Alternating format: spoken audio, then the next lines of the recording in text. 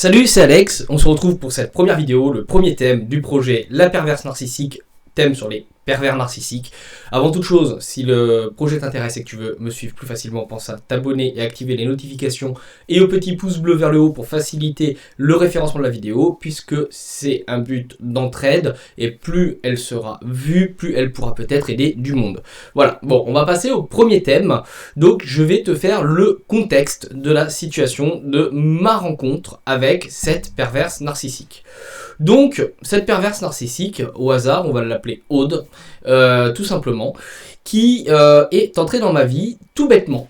Je m'explique, je sortais d'une rupture difficile, j'étais vraiment pas bien, cette personne allait quitter la région, elle ne vivait pas avec moi, mais elle allait quitter la région quelques jours plus tard. Et étant en rupture, j'avais besoin de faire de nouvelles rencontres et je me suis inscrit sur des sites comme Happen, pour pas le citer, qui est un très bon site de rencontre, hein. C'est une application que quand tu croises les gens, tu dis si tu aimes ou tu aimes pas, la personne en face dit la même chose et s'il y a match, tu peux rentrer en contact. Et donc j'ai croisé cette fameuse Aude et j'ai donné un like parce que c'est un aperçu physique, mais il y avait quelque chose. Et cette femme m'a donné un like en retour et donc on a eu ce qu'on appelle un crush. Je me suis dit bon, ouais. Puis en fait, pas trop de motivation au début, etc. Puis elle est venue me parler d'elle-même. Le dial a bien pris, c'était super intéressant, c'était super constructif. Je fais waouh, ouais. Puis pourquoi pas se voir et tout ça. Ouais, après tout, qu'est-ce que j'ai à perdre? Moi je me dis rien. Bon, pourquoi pas?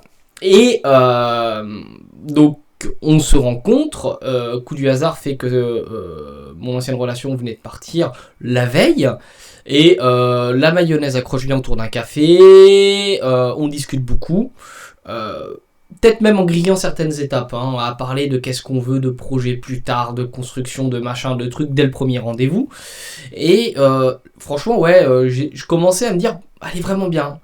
Puis j'étais dans le mal de mon côté, vraiment en souffrance, donc je me suis un peu raccroché à cette personne. Donc le contexte est une victime de la PN en souffrance, donc manipulable et attrapable facilement, et une personne qui se ramène et qui apporte quelque chose pour que tu t'accroches à elle. Donc on se quitte quelques heures après, 2-3 heures après je crois, le café à peu près, et on échange nos numéros, bon, tout va bien. On se tient au courant et tout, puis elle me dit ouais, j'aimerais bien que tu passes me voir, tatati tatata, chez moi et tout. Ah, pourquoi pas, après tout, qu'est-ce que j'ai à perdre, on y va. Donc j'y vais, je commence à prendre la route, je reçois un message, non, ne viens pas tout de suite, j'ai un gros problème, patati patata, nanana, donc je me suis inquiété. Mais bon, j'ai laissé couler, je me suis dit, je veux pas faire comme dans toutes les relations précédentes que j'ai fait, être le chevalier sauveur tombé du ciel. Et peut-être 1 ou 2 jours plus tard, elle me dit finalement, ouais c'est bon, tu peux venir, viens prendre un café à la maison, machin. Donc j'y vais et tout. Donc elle s'était habillée en plus vachement sexy et tout, le top, j'ai envie de te dire. Et après à partir de là, je me suis dit, écoute, on continue d'apprendre à se connaître, c'est cool. Et elle me dit, ouais, je suis passé devant chez toi, j'avais envie de m'arrêter, te faire un bisou, machin, nanan. Donc vraiment le côté affectif qu'elle essayait de m'apporter, tout ce qui me manquait, en fait, c'était franchement, pour moi, à ce moment-là, un cadeau tombé du ciel, quoi. J'étais là, mais c'est magique, j'ai enfin rencontré la personne, sans doute.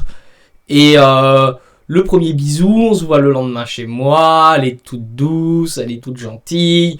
On parle beaucoup de câlins, beaucoup de bisous, patati patata, on dit qu'il faut prendre le temps et tout. Et là on est le 1er octobre, hein.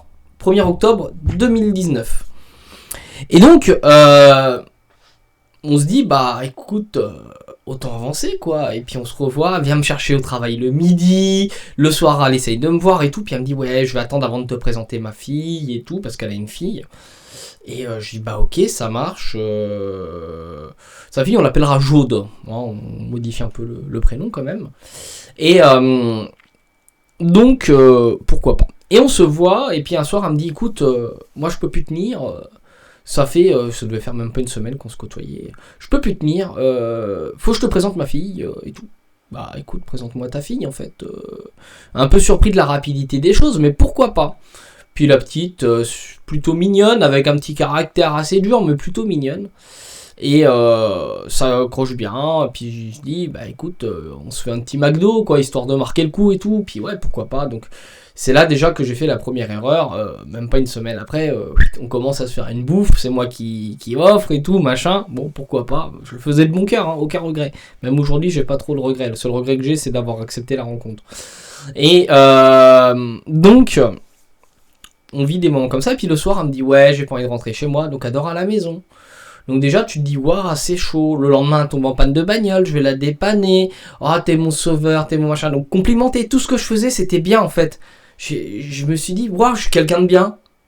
Et je me sentais bien, je me sentais heureux, j'avais le sourire. Je commençais à me dire, ça y est, je vais pouvoir construire ma vie, faire ma famille, tout. Et du coup, bah, je suis content quoi.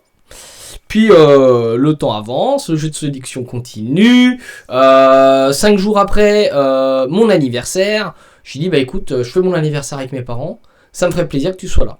Après tout, tu m'as présenté à ta fille, moi je vois pas pourquoi je te présenterais pas à mes parents. Pour moi mes parents c'était aussi le test. Si ça passe pas, la relation pouvait à mon sens pas marcher.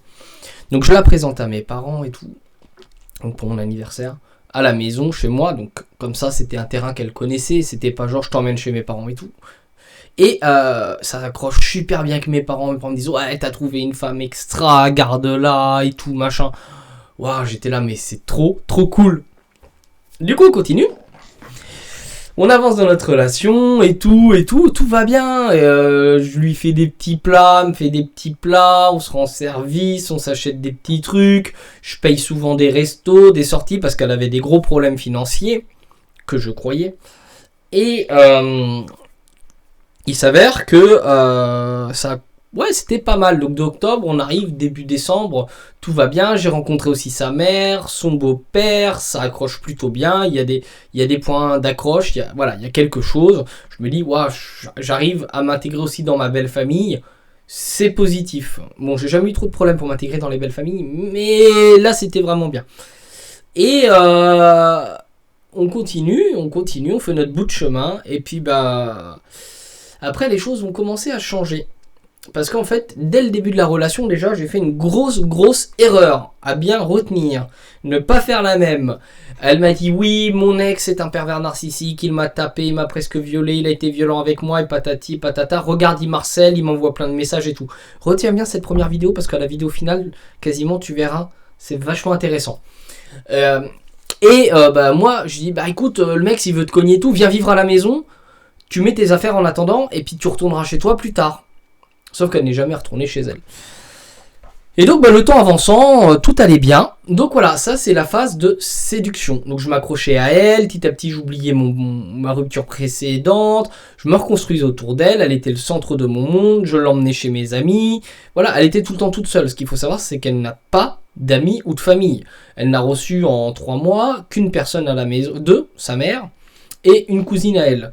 Donc là, je me suis dit que c'était la bonne occasion d'avancer. Et j'étais bien content. Sauf que bah on va arriver bientôt sur les éléments négatifs qui vont être la prochaine vidéo. Voilà. Pourquoi j'étale? Parce que tu vois déjà la première phase, on est déjà à 8 minutes 33 de vidéo. C'est énorme. Donc on se retrouve la semaine prochaine pour une nouvelle vidéo. On va détailler. Pense à t'abonner, à activer les notifications, à liker la vidéo si tu as apprécié, à partager auprès de quelqu'un qui est en difficulté. Ne partage pas auprès de quelqu'un qui n'a pas rencontré ou qui n'est pas confronté au pervers narcissique. À part si c'est pour essayer de montrer comment une perverse narcissique peut se comporter. Ou à part si tu reconnais cette personne que je parle et que tu veux lui partager, fais-le. Au pire, elle le prendra mal, mais c'est pas grave. Je n'ai pas donné d'infos particulièrement privées, donc je ne risque rien. Voilà, on se retrouve la semaine prochaine. Porte-toi bien et dis-toi que les autres infos arrivent et les solutions qui m'ont aidé à m'en sortir arrivent aussi. Je te souhaite une très bonne journée.